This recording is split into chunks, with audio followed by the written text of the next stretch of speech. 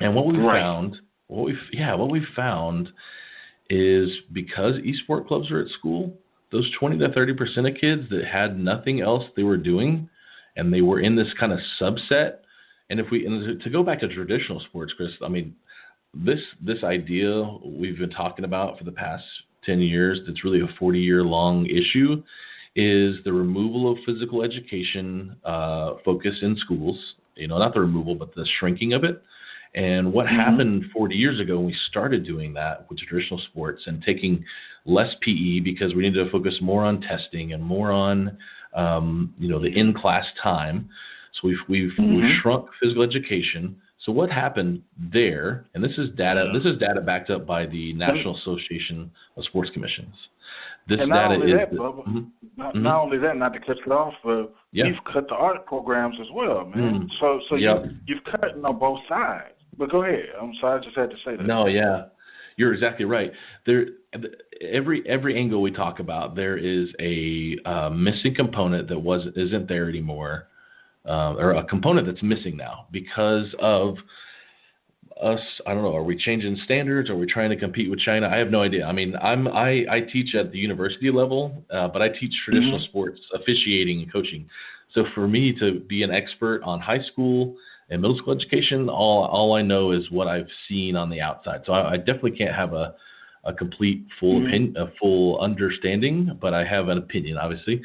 But the data we have from the National Association of Sports Commissions is that we are seeing over the past 40 years so many schools remove that physical education course. And then what they do is they now have less kids trying out for particular sports as their first trial run. For, like, say, for physical education, I'm going to try football as a lesson plan as a PE teacher, and they may not have they may only do one day rather than a week. So now you have less kids trying out for football because they didn't really have a great experience doing it in PE. And so less kids trying out for the football team means less kids playing on the team, which then in turn means less good players and now less coaching standards. Like, I mean, I can attest this. I was $1,000 stipend high school soccer coach. And, that's not paying somebody a whole lot for quality coming right out of college playing soccer, filling in for a program that, used to have a 40-year-old guy who's been doing it for 20 years. Now this caliber of coaching is lower because the school doesn't want to put as much stuff because there's not enough players, there's not enough wins, the booster club's not there. So you have this whole gambit of issues where you have less kids playing sports in the school, and now what's filling in the past 40 years is travel and club sports. So when that happens, now those coaches who do want to get paid $6,000 a season or more, or up, or $6,000 per team that they're coaching 10 teams or whatever, because all the parents are paying for it, jerseys and tournaments and equipment and league fees and coaching fees.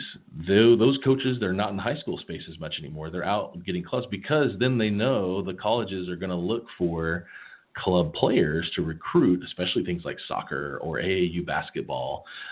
Finding them at a high school, or maybe that's high school. Like, surely LeBron didn't just play only high school, right? Didn't he play AAU or something? I mean, like, I don't even know. Yeah, I mean, like, yeah, he played AAU, yeah. Yeah, like, you want competitive play outside your high school, then that's where you're going to get picked up. So that whole 40-year process that we learned about from the National Association of Sports Commissions a couple of years ago was why that club and travel team has picked up so much, because there's a need for it, because people wanted to fill the need.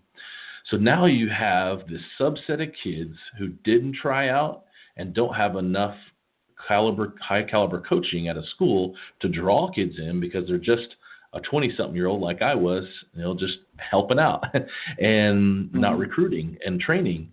And so now this subset of kids grows, of kids who potentially have nothing else on campus to do that they want to do, and they have no belonging. So here comes esports in the high school world 7 years ago with High School Esports League. You have kids now finding belonging. And that subset has been shrinking at a lot of these schools because we ask the kids in the schools that are in these esport clubs with HSCL, what other activities do you do? 80% of them, nothing, no other activities. And so that belonging for them, it decreases that subset of kids who potentially, and it's hard to think about, but in real true honesty, there is now an opportunity for those kids who didn't have belonging, who did not have maybe a community, who may have felt bullied, who may potentially hurt themselves or hurt others. Think about what esports is being able to do. It's shrinking that subset of kids who now have somewhere to go after school and not just be at home. And then the byproduct of this fun stuff is the GPA for these students. We have numbers going up by 1.7 for these students that are participating on average, and their attendance is higher. So now you have students being at school, getting better grades, and they're there so the teachers can teach them when they usually, when the 80% average attendance rate was much lower.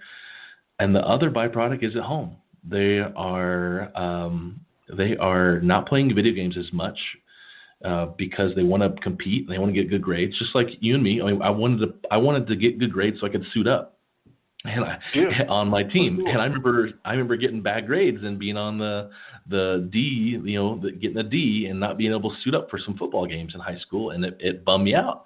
So I had to work. So same thing here, esports. They got to make the grades so they can compete or be part of the team. So you're seeing that still. There's real no difference on an esports team. You've got players, then you've got a team manager like on basketball, or a water boy or equipment manager. Same thing at esports. You got somebody doing AV and IT and streaming, and you've got broadcast. It's all the same stuff. It's just a different lens.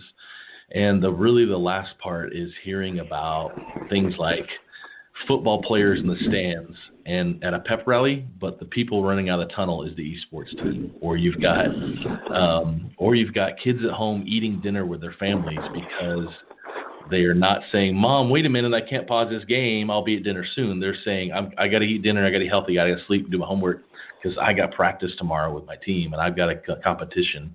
So it's a really fun, just a path to see this pipeline grow for these students to go from 0 to 60, and hearing these stories of, like a kid in New Jersey who had no social skills to be able to speak in public. And the next year, after I'll be on an esports club in one of these HSCL teams, like the keynote speaker for an esports conference. It's just really cool. It's a cool transition, man, and we gotta do a part 2, man. I'm running out of time, but I gotta get you back on soon, man. There's a lot more questions, and I know you're a resource for this space, man. But I gotta get you back on. So, could you just tell the listening audience where they can reach out if they're a teacher, or administrator, a kid that needs services? Tell them how to get in contact with you. For sure. We would love for you to go to varsityesportsfoundation.org. You can apply for financial assistance right there on the homepage, or you can learn about us. We've got curriculum right there provided by our partners, with Dr. Chris Custer and Mike Russell. You can download it. It's free, get a certification on Microsoft Educator, and you can even donate to help us forward our mission and our cause right there at varsityesportsfoundation.org. Thanks, Bubba. Thanks for being a resource, man, and a source of wisdom for us, man. And like I said, I'm going to have you back. Trust me. Thank you, Chris. I appreciate your time, man. This has been fun. Thanks for letting me yap the whole time. All right, no problem, man. That's what we're here for. This was another episode of Go Play Esports with Christopher Turner. Follow him on Twitter at Turner_CP.